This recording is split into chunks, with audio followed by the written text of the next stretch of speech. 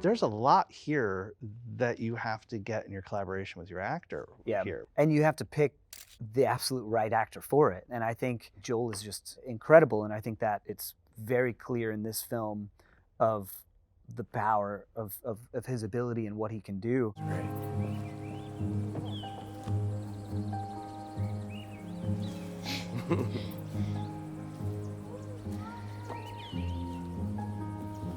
I'll just go. Love you.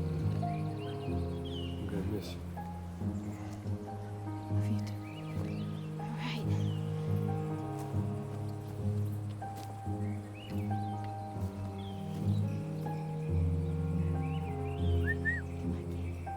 Say goodbye to Daddy.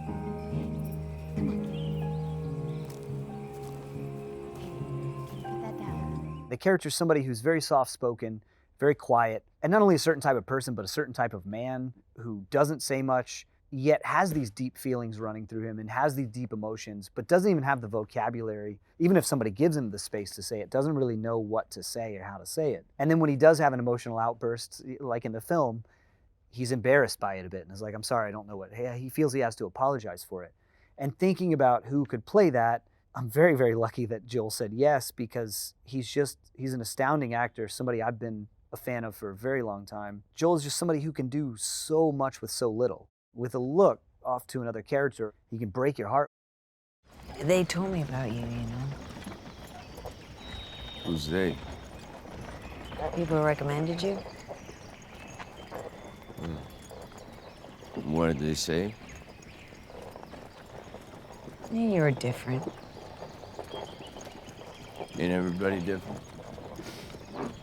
A lot of times we think about performances that knock us out, and we think about these big showy performances that are big and loud, and oftentimes thinking back to the things that stick with me and break my heart throughout cinema is like these really like subtle, quiet performances that just compound on each other and show all the color wheels of the human experience in very subtle ways.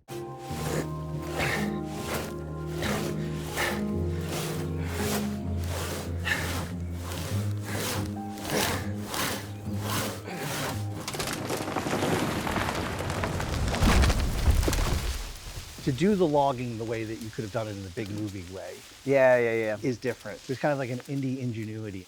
You learn as an indie filmmaker, and it's something any indie filmmaker is trying to figure out of like, okay, I've got $13 and like some lint in my pocket, and how do I make a movie out of this?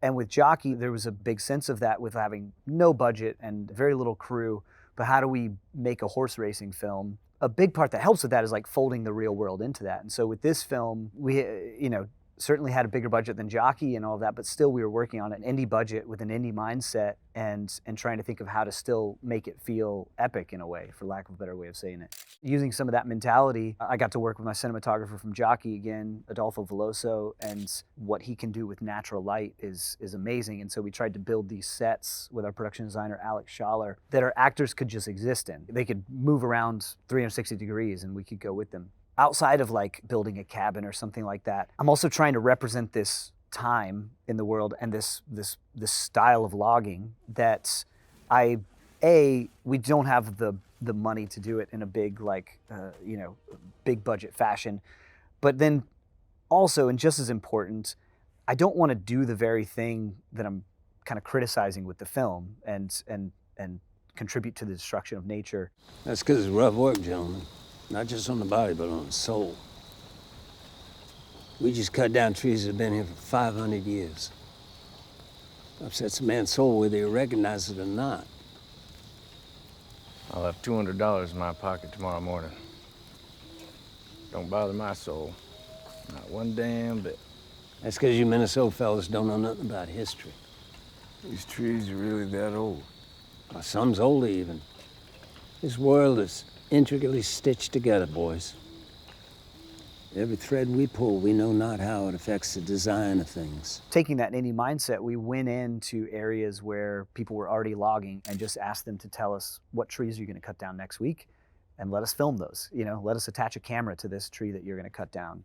And sometimes that's the most like exciting stuff, is when you do something that you might have thought of as a 16-year-old starting to make short films with your friends, that can lead to some of the most epic shots and some of the most beautiful shots. A lot of people have asked me like about the VFX in that shot or something like that. It's like, no, we just bolted a camera to a tree and let it go. Another big part of that is like our production design department. They made all of these huge like 12-foot stumps out of wood, plywood, and styrofoam. They painted them to look like trees, and then our actors could cut into them, and we extended them up with VFX, and then we can portray cutting into a 1,000-year-old tree without ever touching a 1,000-year-old tree. And so just trying to take that mindset of like being thoughtful and conscious of the work that you're doing and of the impact that our work can have on the world, while also still trying to represent something bigger than what your budget allows.